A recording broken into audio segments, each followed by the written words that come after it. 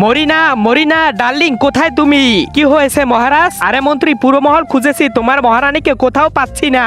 কি আপনি কি পানির বাহিরে খুঁজেছেন? না, চলেন খুঁজে আসি। হ্যাঁ।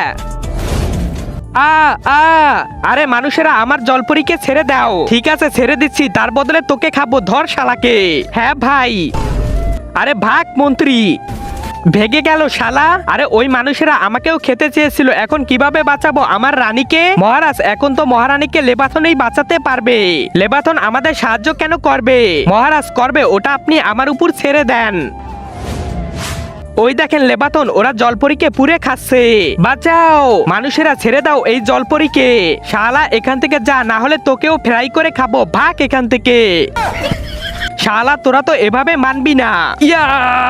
আরে বাবা, এটা কত ভয়ানক পশু, পালাও।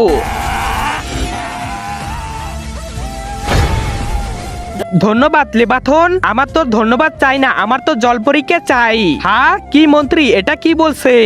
তার আগে তুমি যদি ইন্ডিয়ান হও তাহলে লাইক করো, আর যদি বাংলাদেশি হও তাহলে লাইক সাবস্ক্রাইব দুইটাই করো, আর কমেন্টে তুমি যে দেশে সে দেশের পতাকাটা দিয়ে যাও। হ্যাঁ মহারাজ, লেবাথনকে সত্য দিয়েছি, ও যদি মহারানীকে বাঁচাতে পারে তাহলে এক রাত তার সাথে ঘুমাবে।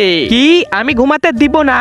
দিয়ে দেন মহারাজ, এই বাহানায় লেবাথনের মতো আপনার একটা শক্তিশালী পুত্র হয়ে যাবে। আরে শালা তুই পাগল নাকি? আমি ঘুমাতে দিব না। জলপরি